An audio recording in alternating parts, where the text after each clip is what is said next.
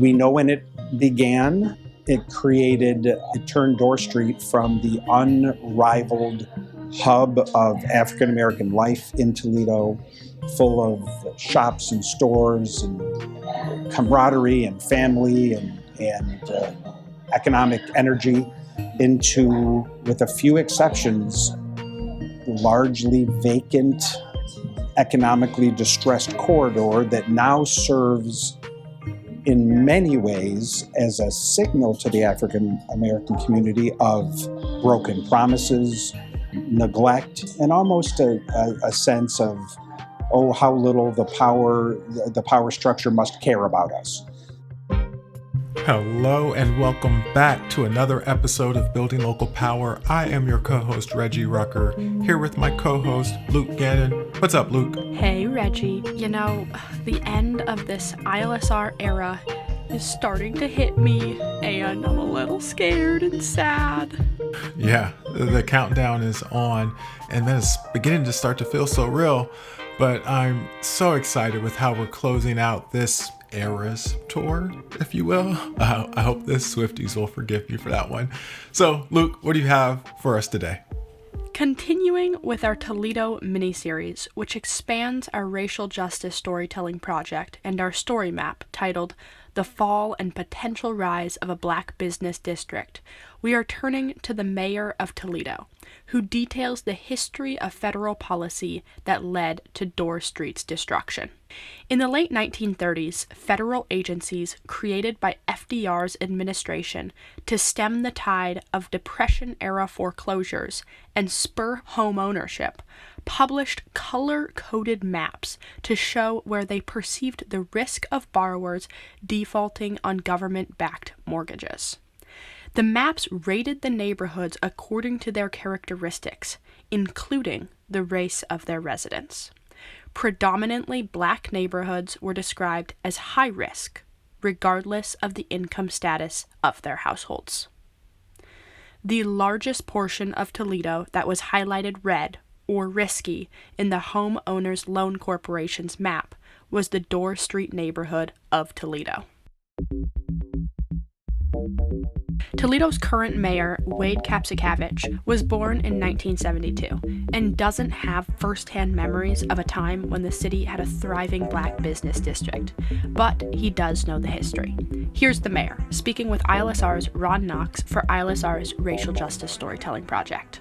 I've only known the Dorr Street after its heyday, after the so-called urban renewal. Federal government, with the Great Society, blight removal policies of the late 60s into the 70s, the completion of the interstate highway system, the building of the interstate highway system, had a profound effect on neighborhoods in this country, and not exclusively, but overwhelmingly a negative impact on communities of color. And we see it in Toledo, and we see it most literally and certainly symbolically along Dorr Street.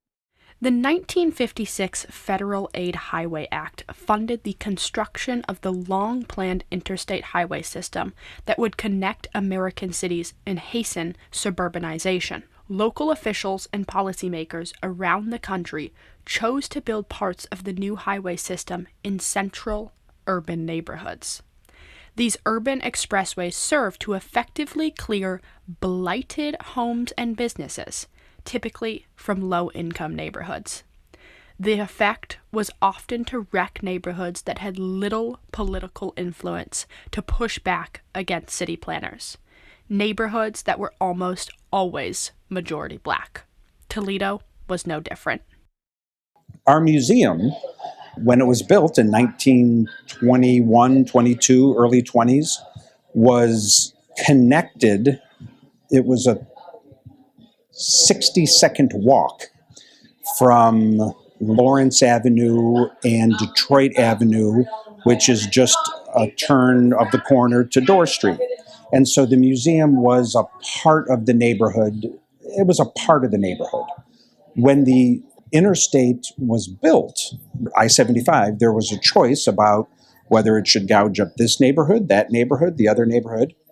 And unfortunately, as we now know, it gouged up and divided historically African American neighborhood. And now, from a drone or from a couple hundred feet in the air, you can see it starkly. You have the museum, this great museum, this wonderful neighborhood adjacent to it.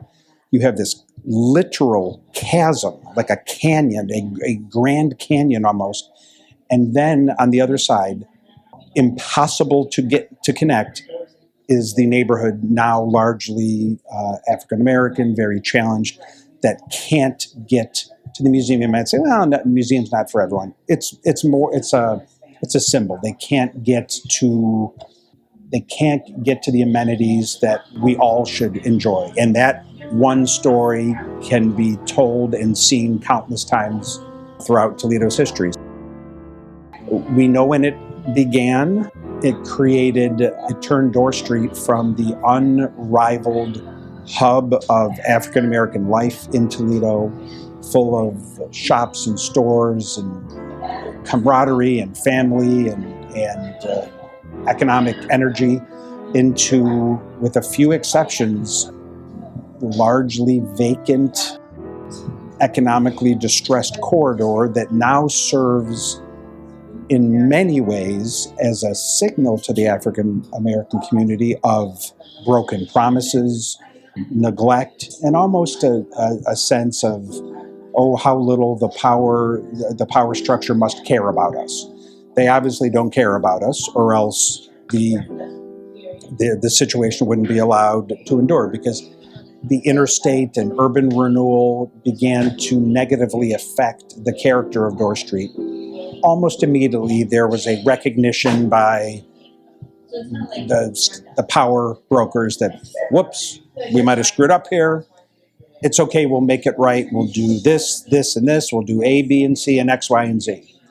Those promises were made, and almost none of them were kept.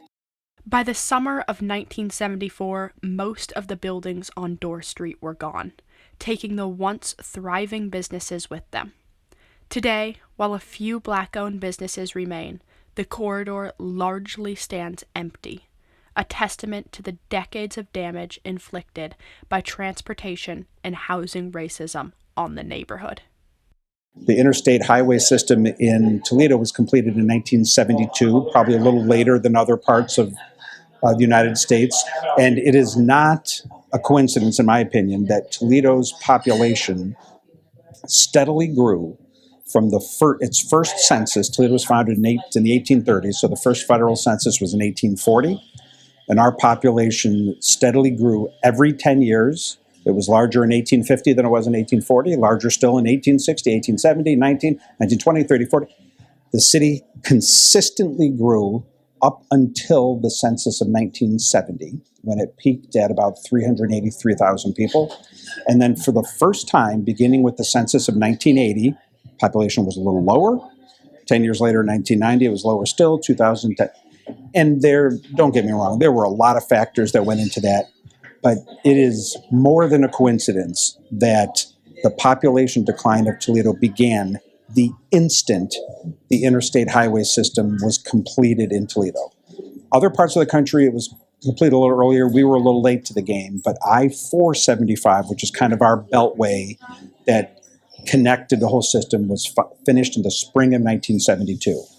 It is more than a coincidence that was the moment when population began declining, when it became easier to flee the city than to want to be in the city. And it may have begun initially as a perception, the perceived sense that it was safer in the suburbs or the schools were better in the suburbs. It may have started as a perception, but then over time, over 30, 40, 50 years, it actually becomes a reality when the wealth of the community leaves. And then at some point, the businesses, the core businesses in the heart of Toledo, say to themselves, what the heck are we still doing located here in the core of Toledo when all of our workforce and employees are out in the suburbs? We'll just move out to the suburbs. So those are the four, and Toledo's not special in that regard. This has been happening all over the country, or at least all over the snow belt, rust belt, water belt, industrial Midwest for 50, 60, 70 years. Happily, I believe the pendulum is swinging back, and these are now relatively positive times for urban America. The pandemic has a way of sort of skewing statistics, but the last year before the pandemic began was the first year since the invention of the automobile that cities grew faster than their suburbs. And so there is a pendulum of momentum that is swinging. The pendulum is beginning to swing upward. But this progress depends on serious investment in the communities that were harmed. The mayor now faces the critical challenge of leveraging city, state, and federal funds to rebuild Black economic wealth, prosperity, and power along the Dorr Street corridor. The more challenging question is, well, what do we do about it? One of the things, and this is a time where it is sometimes difficult to find hope. It is difficult to focus on the positives at a time when they're sometimes hard to find. I don't think I'm going out on a limb when I say that we live in a real divided country right now, red state, blue state, us, them. And so in that environment, it's tough to find things maybe that give us hope. One of the things that gives me hope is what we were able to accomplish last year. We won a grant from the U.S. Department of Transportation as part of the infrastructure bill. It's called a RAISE grant, and it was $22 million. The purpose of which is to reconnect the very neighborhoods that were destroyed by the completion of I-75 with the parts of town that they used to be able to walk to. Now they can't. I'm not saying that $22 million is going to solve 65 years of broken promises and disinvestment, but it's a heck of a good start. And the work is going to begin this year, and you're going to start to see whether it's a connectivity, streetscape, transportation routes, signage, and investments that are going to connect Dorr Street, parts of what we call the Junction neighborhood, to the parts of Toledo that they've been divided from because of poor public policy generations ago. I think that $22 million is going to make it easier for citizens who live in and around Dorr Street, in and around the Junction neighborhood, to interact with one another better, to interact with neighborhoods that 70 years ago were adjacent, but then became divided when I-75 was constructed. I think it will help connect those people to others, to opportunity, to business in a way that would have been literally impossible without it. The city is developing projects to revitalize Toledo. In the Uptown neighborhood in Toledo, the community and city are working on an innovation district anchored by a 100-year-old historic building called the Jefferson Center, which is going to be a hub of tech and workforce development. It will be the anchor of an entire neighborhood that will stretch out from Uptown to the museum next to Dorr Street that Mayor Kapszukiewicz referenced earlier. If this innovation district takes hold the way we think it will, there will be innovation there. There will be jobs there. And sure, you can get to those jobs in a number of different ways, with a car, a bus route. But the best way to be able to do it would be to be able to walk and to connect to it, frankly, in the way that you used to be able to before I-75 came and urban renewal divided it. So you're going to see improved transportation routes. You're going to see more and more frequent bus connections. You're going to see streetscape improvements. You're going to see a connectivity that will connect people to other people, but also to business opportunity. And frankly, let's just say it plainly, to jobs. And, that was the way America of the late 19th century and early 20th century was built. You had people lived in a neighborhood and they were able to walk a block and a half to the tool and die shop where they could make their living, or walk a block this way to the Coca-Cola bottling company, which still exists in an older part of Toledo, or walk down. And when it came time to purchase the goods and services you needed, there was always a little store at every corner. A lot of times the shop owner lived in the second floor and the little grocery stores down below. And you can see remnants of that world all throughout the United States.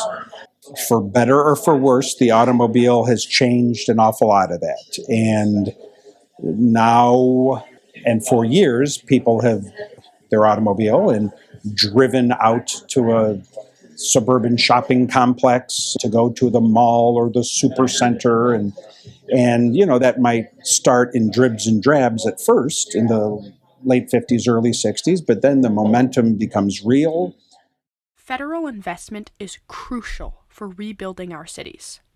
It was a multi-million-dollar effort to construct highway systems that tore neighborhoods apart. And the same energy must now be redirected to restore and rebuild these communities. Investments from Washington that we have seen in the COVID environment and the response to COVID are no less than the most significant investments that the federal government has made in American cities since the New Deal, since the WPA and some of those efforts that pulled the country out of the Great Depression. And Toledo benefited tremendously from those programs, and that RAISE grant we got is the beginning, I think, of a turnaround that can, I hope, undo some of the wrongs that were committed years ago. Government is going to have to put its finger on the scale to incentivize the sort of things we want to see along Dorr Street and disincentivize the sort of things we don't want to see. We don't want to see dollar stores there. If the market were allowed to operate the way it wants to, there unfortunately would probably be nothing but dollar stores all the way up and down Dorr Street. We have to and have begun to create disincentives, restrictions, regulations to prevent that. When the economy is broken, when an economy is broken, there has to be a referee, perhaps. The referee has to come in and call balls and strikes. So we need to do that. And we've started to do that during my time as mayor in pockets. We now have, because of the leadership of our largest employer and our largest health system, ProMedica, we do have a fresh market grocery store option, not as large as we'd like it to be. Not everyone has access to it. We frankly could use 5 or 6 more of them sprinkled around, but now we do have along Adams Street next to the E-Bide Center a grocery store, and a grocery store that has fresh vegetables and fruit the way any grocery store would anywhere in Toledo. Right along Dorr Street, we built a brand new state-of-the-art $8 to $10 million library branch, the Mott Branch Library. And you might say, well, that's not private sector, that's a public entity, our libraries, but it is. But the investment will follow. Sometimes, again, government has to go first and make a sizable investment like the $10 million built from scratch modern library that we have there on Dorr Street, and the investment can follow. It's a neighborhood. It's in Junction. It's actually one street over on a street called Nebraska, but I would still consider it generally the same neighborhood. There's an old historic church, and actually this is one of the next challenges that urban America is going to have to confront as population shifts, frankly, in some cases, as Catholics have smaller and smaller families. The next big challenge is what to do with these vacant churches that America has on its hands. And so the first big example of that in Toledo occurred, it was actually the first year I was mayor, St. Anthony's Catholic Church, which in its heyday when it was built in 1890 was one of the important Polish Catholic neighborhoods in Toledo. Over time now, Catholics have moved elsewhere, and I don't know that there were Catholic services there for the last 30 years, maybe. My mom tells me that she remembers going there when she was a little kid in the 1950s, but for years, right in the heart of the African American community is this iconic church that was just vacant. The diocese wanted to demolish it. They had the wrecking ball out there, literally ready to go, and working, talk about government having to put its finger on the scales. So our congresswoman, my office, our county land bank, we swooped in, saved the building, have now undertaken a multi-year conversation about what to do with it. And we have a business that is on the verge of opening there. So we are going to have to, and have begun, to put our finger on the scale the other way. We are going to have to subsidize the efforts to turn what would have been literally a parking lot into something that I believe is going to be a thriving business, but not because we crossed our fingers and hoped that capitalism would take care of it. In situations like this, and what we've begun to do, government is going to have to put its finger on the scale and correct the mistakes that were made when government put its finger on the scale the other way. If we weren't putting our finger on the scale in that way, we wouldn't have the e-buy grocery store up in Uptown. We wouldn't have the $10 million Mott Branch Library. We wouldn't have saved St. Anthony's Church. I mean, it's going to take a long time. I think we're starting to do it. The destruction of Dorr Street was an intentional decision made by the federal government dismantling Black power and wealth in Toledo. Today, the city, state, and federal government must begin to undo these harms by reinvesting in Dorr Street. Thank you, Mayor Kapszukiewicz, for your work in beginning to repair these generational harms. Luke, great job again presenting this context that paints a more complete picture of Toledo, Ohio, and the hundreds of communities across the United States that share a similar story and are working to recover from the similar injustices that wrecked those communities. Mayor K, thank you for your time and bringing us your perspective of the destruction and efforts to resurrect your cherished community. And again, to Ron on our team, great job collecting these stories from on the ground in Toledo. And to you, our listeners, thank you as always for tuning in. We'll be back again in 2 weeks with more from this story in Toledo. But in the meantime, check out the show notes from today's episode, which includes a link to our racial justice storytelling project to dive deeper into how monopoly power is deeply intertwined with the racist policies that destroyed Black communities in the name of urban renewal. And as always, you can visit ilsr.org for more on our work to fight corporate control and build local power. And as we look forward to a building local power future without the brilliant Luke Gannon, please send an email to buildinglocalpower@ilsr.org and let us know if you have thoughts on what we should do next with the show. Is there a format you like more, a topic or voices you want to hear more of, or a city we should go to next to extend the city series? We're all ears. This show is produced by Luke Gannon and me, Reggie Rucker. The podcast is edited by Luke Gannon and Teo Noel. The music for the season is also composed by Teo Noel. Thank you so much for listening to Building Local Power.